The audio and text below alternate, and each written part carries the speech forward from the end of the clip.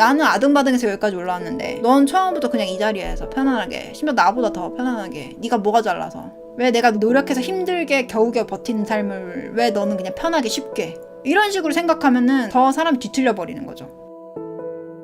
나를 질투하는 사람이 나타났을 때 족보입니다. 여러분들을 누군가가 질투한다면, 제가 질투 수업에서도 얘기했지만, 일단은 질투와 부러움의 차이는요, 질투는 네가 가진 게 내 것이었어야 해, 이게 질투예요. 나도 너처럼 가지고 싶어, 너랑 나랑 비슷한 것 같거든. 그러니까 만만하면 질투예요. 그러니까 여러분들 성격이 만만하다는 게 아니라 여러분들이 그걸 뭔가 좋은 걸 누리고 있잖아요. 그 좋은 걸 누릴 만한 자격이 자기랑 여러분들하고 크게 다르지 않은 상황에서 질투감을 느끼는 거예요. 근데 만약에 부러움을 느낀다 그러면 알고 있는 거예요, 그 차이를. 쟤랑 나랑은 상황이 다르고, 가정 환경이 다르고, 가진 재능이 다르고, 성향이 다르고, 운이 다르고, 여러 가지가 달라서 너무너무 갖고 싶지만 제가 저걸 가질 만한 부분에 대해서는 이의가 없어, 이게 부러움이에요. 제가 저걸 가질 만한 자격이 있고 없고 막 이런 건 생각하지 않아. 그냥 제가 가진 게 부러워, 이게 부러움이에요. 근데 질투는 쟤랑 나랑 다른 게 뭐야? 쟤는 뭐가 잘나서, 무슨 운이 좋아서, 따지고 닦아놓고 보면 쟤랑 나랑 또이또이인데, 비슷비슷한데. 그러니까 즉 여러분들 능력치나 여러분들의 자격이나 조건이 만만하게 느껴지면 질투를 하는 거예요. 그러니까 질투를 여러분들 입장에서는 내가 잘나면 받는 것 같죠? 아니에요. 내가 잘나면 받는 게 아니라, 일단 질투를 왜 많이 받는지를 생각하려면은 먼저 이 확률을 봐야 돼요. 여러분들이 특출나지 않을수록 질투받을 확률은 늘어나요. 그리고 여러분들이 많은 경쟁자들에게 노출될수록 질투받을 확률이 늘어나요. 이런 식으로 여러분들이 유명해지고 더 많은 사람들 앞에 노출이 되면은 여러분들을 질투하는 사람이 많아져 보이는 이유는 노출되는 사람들이 많기 때문이에요. 여러분들이 100명의 친구를 가지고 있었다면은 그 중에 10%가 질투할 수 있었겠죠. 하지만 여러분들이 유명인이 돼서 10%가 아니라 1%의 사람이 여러분들을 질투한다고 하면은 유명해진 나머지 너무 많은 사람들한테 노출이 돼서 질투하는 사람들도 그만큼 늘어나서 여러분들 착각하게 되겠죠.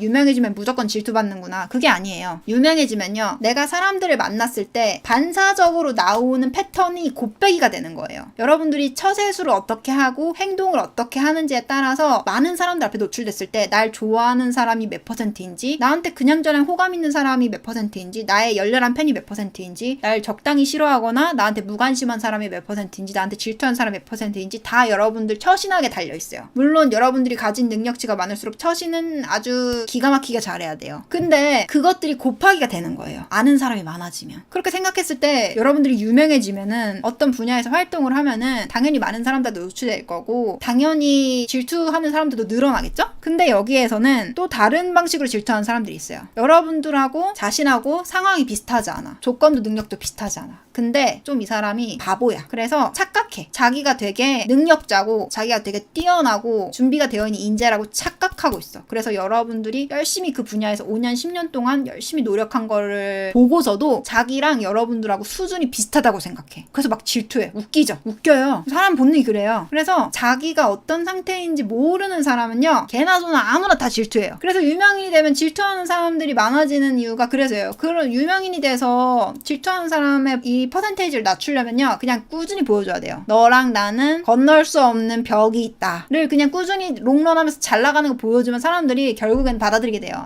일단 노력의 양이 다르고 재능이 다르고 오랫동안 지켜보면서 달라지는 거죠. 그렇다는 말은 반대로 말하면은 무슨 뜻이냐면, 여러분들을 본 지 얼마 안 됐고 잘 알지도 못하고 여러분들이 어떤 세월을 살아온지, 어떤 고민을 하고 어떤 노력을 했는지 모르는 사람, 심지어 여러분들한테 관심도 없어서 그걸 알아가려고 하지도 않는 사람은 여러분들이 쉽게 질투할 수 있다는 거예요. 그러니까 사실 질투받기는 너무 쉬워. 그냥 질투받았을 때는 단순하게 이렇게 생각하면 돼요. 아이고, 내가 너무 인생 편하게 사는 것처럼 보였구나. 여러분들이 성공을 했는데 지질이 궁상으로, 저는요 불면증도 생겨서 하루에 잠 1시간밖에 못 자고요, 돈을 미친듯이 꼬라박고 있고요, 힘들게 떴어요. 그러면 응원을 해줄 거예요. 아유, 진짜 열심히 살아서 그래, 성공하길 잘했네. 근데 나는 당신처럼 못하겠다, 이런 멘트는 달 수 있겠지만은, 여러분들이 지질 궁상으로 힘들게 막 얼굴 막 안색 너무 안 좋고 아등바등 발악해가지고 그 자리에 올라갔으면 질투하는 사람 별로 없어요. 애잔하게 느낄 거예요. 근데 여러분들이 너무 쉽게 편하게 많은 사람들의 인정과 사랑과 어떤 좋은 기회를 얻은 것처럼 보여서, 그리고 본인과 여러분들이 크게 다르지 않다고 느껴서 질투하는 거예요. 그러니까 애초에 나한테 관심이 없고 파악이 잘 안 되어 있고 자기 객관화가 안 돼 있고 통찰력이 좋지 않은 그런 사람들이 질투를 많이 해요.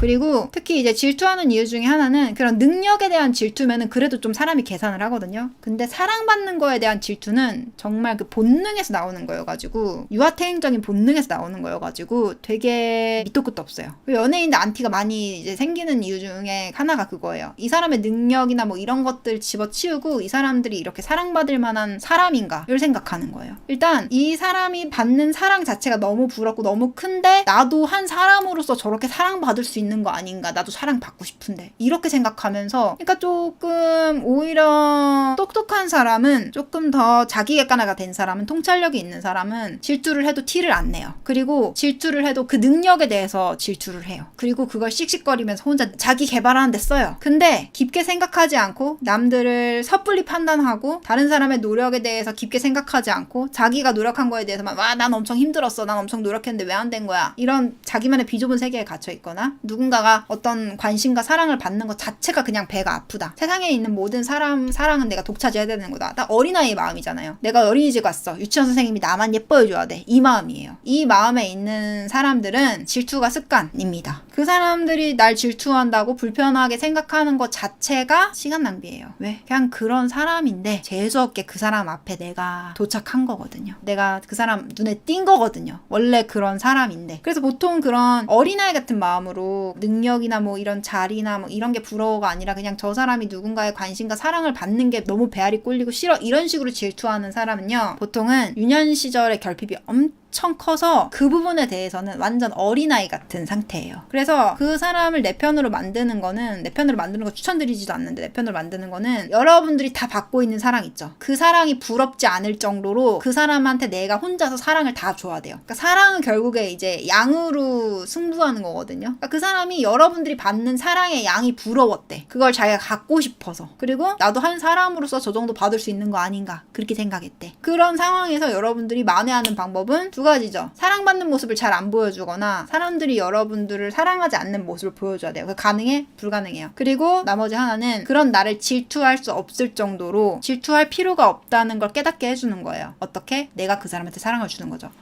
나를 미워하는, 이유 없이 미워하고 틱틱거리고 시비 거는 사람을 내가 그렇게까지, 그런 대인배가 여러분들이 될 수 있을까요? 쉬운 일일까? 어려운 일이에요. 그리고 될 필요가 있을까? 정말 필요한 상황이 아니고서는. 그리고 일단 그런 사람 믿을 수가 없어. 계속 수액 맞춰줘야 돼요. 내 사랑으로. 왜냐면 내가 자꾸 채워주던 게 없어지면 또 이상한 생각해. 또 옆에서 질투한다고. 날 질투하는 사람을 옆에 데리고 다니는 것만큼 어리석은 선택은 없어요. 어느 정도는 할 수 있어. 하지만 그걸 티내면 안 되지. 차라리 뼛속부터 도덕관념이 제대로 박혀있어서 박탈감을 느끼거나 부러움을 느끼는 사람을 옆에 두세요. 차라리 수치심과 초라함을 느끼는 사람이 그나마 나아요. 그건 막을 수가 없어. 그건 인간의 본능이에요. 자기보다 잘난 사람 앞에서 부끄러움, 수치심, 초라함을 느끼거나 아니면 질투심을 느끼거나. 그래서 차라리 그런 삽질하는 양심적인 사람을 옆에 두는 게 낫지, 틈만 나면 질투하고 경쟁하려고 하는 사람들은요, 옆에 있으면 여러분들만 진 빠지고 피곤하고 승질 뻗쳐요. 계속 그 투사 마냥 자꾸 달려들려고 해요. 막 싸움 걸고 막. 그래도 내가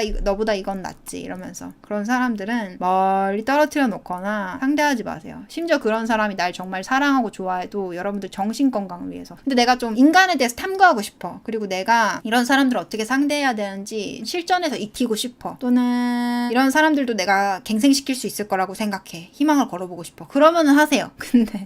근데 여러분들이 시간과 돈을 낭비하고 싶지 않다. 나중에 통수 맞고 싶지 않다. 이렇게 내가 옆에서 조금 안타까운 마음으로 해줬는데 이 사람이 어디 돌아다니면서 내 욕을 하고 내 뒷담화를 까고 이걸 내가 나중에 들어도 충격받지 않을 자신이 있다. 미워하지 않을 자신이 있다. 상처받지 않을 자신이 있다. 그러면은 매겨서 키우세요. 내 에너지 매겨서. 근데 그게 아니면은 그런 사람들은 얽히지 마세요. 엔딩이 너무 안 좋습니다. 그리고 내가 그런 사람이라면 안 그러면 되죠. 부족한 양만큼의 사랑은 이제 스스로 채워주시면 됩니다. 근데 다른 사람들은 이 강의를 모르니까, 제 강의들을 안 봤으니까, 스스로 사랑을 채우는 방법을 모르니까 밖에서 정치질을 하면서 남들한테 뭔가 이간질을 하면서라도 관심을 받고 사랑을 받고 절친을 만들고 싶은 거고, 그거라도 안 되면 그냥 다른 사람이 받는 사랑의 양이라도 줄이고 싶은 거예요. 깎아내리면서. 제발요, 제 사랑받을 가치 없잖아요. 왜 좋아하는 거예요? 이해가 안 가. 님이 이해가 안 가면 어떨 건데, 다른 사람이 사랑하겠다는데. 그럼 님은 사랑하지 말든가. 그렇잖아요. 안티들이 웃긴 거예요. 자기가 싫어하고 자기가 좋아하는 게 이해가 안 가면 그냥 혼자 조용히 싫어하고 조용히 그냥 안 좋아하면 되는 건데, 다른 사람들한테 얘 좀 보세요, 얘는 참 좋아할 만한 가치가 없지 않아요, 얘 좀 미워하세요, 웃기잖아요 심보가. 결국에는 질투해서 그런 거거든요. 억까라는 거죠. 억지로 막 까는 거지. 그러니까 나를 질투하는 사람은 언젠가 분명히 나한테 데미지를 입힐 빌드업을 하고 있는 사람이라고 생각하면 돼요. 그러니까 너무너무 좋은 앤데 정말 간헐적으로 질투를 조금 하는 것 같다. 그래도 저는 비추, 차라리 삽질하는 사람이 나아요.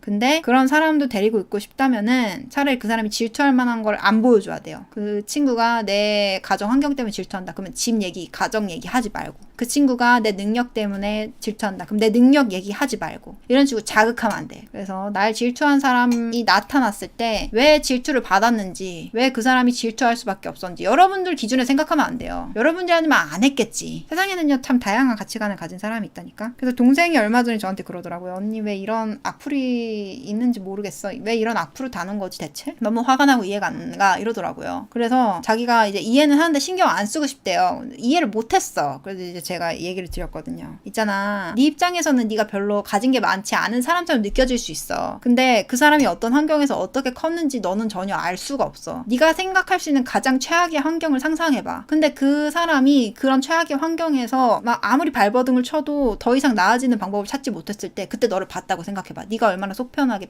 사랑받으면서 풍요롭게 사는 것처럼 보이겠니? 그러니까 너한테 흠집을 내고 싶고 너의 기분을 나쁘게 만들고 싶은 거야. 왜냐면 자기가 할 수 있는 거를 너의 기분을 나쁘게 만드는 것밖에 없으니까. 너의 명예를 추락시키는 것도 할 수 없고, 너의 행복한 삶을 망칠 수도 없고, 그냥 너의 기분을 망치는 것밖에 그 사람은 할 수가 없으니까. 그래서 너의 기분이 가장 나쁠 만한 그런 교묘한 말만 골라서 그렇게 댓글을 남긴 거야. 기분 나쁘라고 한 댓글에 네가 기분이 나쁘면 넌 진 거야. 물론 넌 기분이 나쁠 수도 있고 상처를 받을 수도 있어. 하지만 기분이 나쁘거나 짜증이 난 건 괜찮아. 근데 상처는 절대 받으면 안 돼. 그 사람의 말이 어떤 의미에서 너에게 흠집을 냈다는 거고, 네가 흠집을 입었다면은 너의 가치관에서 어떤 엉성한 부분이 있는 거야 라고 제가 얘기를 했거든요. 다른 사람의 판단에 의해서 네가 평가된다고 생각을 했거나, 모든 사람이 널 사랑할 거라고 생각했거나, 누군가가 널 미워할 수도 있다는 걸 네가 알지 못했거나 막 이렇게 얘기를 했어요. 그랬더니 이제 동생이 이해가 안 간다고 해서 설명을 해줬죠. 구체적으로 달동네에 사는 사람 있다고 해보자. 어렸을 때부터 맞고 자랐다고 해보자. 너가 생각할 수 있는지 가장 최악의 상황을 생각해봐. 그리고 그 사람이 정말 외모적으로도 사람들한테 사랑을 받지 못할 정도로 이 시대의 미의 기준에 맞지 않는 몸을 가졌다고 해보자. 아무리 다이어트라고 아무리 외모를 뜯어 고쳐도 다른 사람들이 좋아할 만한 외모를 가지지 못해서 한 번도 좋은 친구나 좋은 연인을 가지지 못했다고 해보자. 최악의 상황을 상상해야 돼요. 왜냐면은 그 사람이 어떤 인생을 살았는지는 알 수가 없으니까. 그래야지 그나마 이해 비스무리한 걸 할 수 있으니까. 그런 상황에서 발버둥을 치고 노력했는데도 바뀌는 게 없었어. 근데 그 앞에 네가 나타난 거야. 어떻겠어? 기분이 엄청 나쁘겠지. 그리고 이런 생각 들겠지. 뭐가 달라서 저런 좋은 환경에서 태어나서. 쟤는 분명 좋은 환경에서 태어났을 거야. 그렇지 않고서는 얼굴이 저렇게 해맑을 수 없으니까. 불공평해. 나는 아무리 노력하고 발악해도 나는 이런 환경에서 불리하게 했는데 왜 너는 공평하게 어쩌고 저쩌고 이렇게 되는 거예요. 그러면 그런 댓글을 달겠지. 근데 여기에서 좀 슬픈 얘기는 그런 환경에서 본인이 딛고 일어났다고 해봐요. 그런 환경에서 본인이 막 다이어트도 하고 성격도 막 사회화도 시키고 능력도 열심히 키워가지고 남들이 봤을 때는 너무 뻔지를 해. 근데 본인은 아는 거야. 나는 밑바닥부터 발악을 해서 이 자리까지 평범한 삶까지 올라왔고 지금도 과거의 기억 때문에 너무너무 고통스럽고 아등바등 살고 있는데 처음부터 편하게 태어나가지고 그냥 편안한 환경에서 사랑받으면서 풍요롭게 사는 애들은 보면서 나는 아등바등해서 여기까지 올라왔는데 넌 처음부터 그냥 이 자리에서 편안하게, 심지어 나보다 더 편안하게, 네가 뭐가 잘라서, 왜 내가 노력해서 힘들게 겨우겨우 버티는 삶을 왜 너는 그냥 편하게 쉽게, 이런 식으로 생각하면은 더 사람이 뒤틀려 버리는 거죠. 가질 만큼 가졌으면서도 그 짓거리를 하는 거예요. 그런 것들을 보면은 이제야 비로소 이해가 가는 거예요. 그래, 그런 삶을 살고 있는 사람이 정말 못 견디겠어가지고 그걸 보면 못 견디고 그냥 안 보면 돼. 지가 봐놓고, 그죠?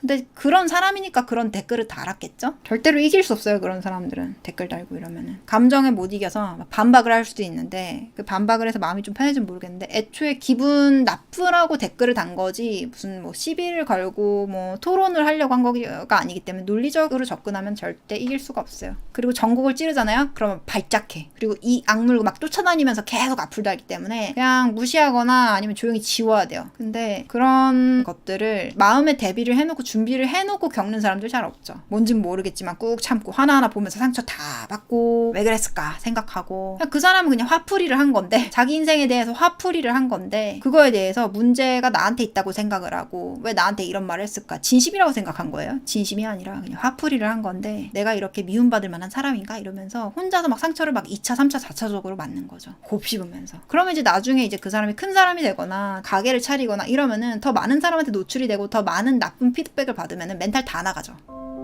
여러분들이 제일 많이 하는 얘기가 이거예요. 아니 왜 나는 질투할 만큼 대단한 사람이 아닌데 왜 날 질투하고 그래. 그리고 날 알지도 못하면서 나에 대해서 잘 모르면서 왜 질투해. 그래서 저는 이렇게 말해줄 수 있어요. 아니 그 말 그대로야. 질투할 만큼 대단하지 않으니까 질투한 거예요. 부러워할 만큼 대단하지 않으니까 질투한 거고 잘 모르니까 질투한 거예요. 잘 알았으면. 제 동생한테 그랬어요. 그 사람이 네 친구였어 봐. 그래서 너한테 나라는 언니가 있다는 걸 알았어 봐. 그러면 아휴 내가 이런 언니가 없어서 그랬구나라고 생각했겠지. 널 질투했겠니? 부러워했거나 박탈감을 느꼈겠지. 널 질투했겠니? 그리고 너가 정말 압도적으로 잘났어 봐. 널 질투했겠니? 안 그랬겠지. 네가 그 정도로 잘나지 않았으니까 질투한 거고 널 잘 모르니까 질투한 거지. 거꾸로 생각하면 안 돼. 제가 이렇거든요.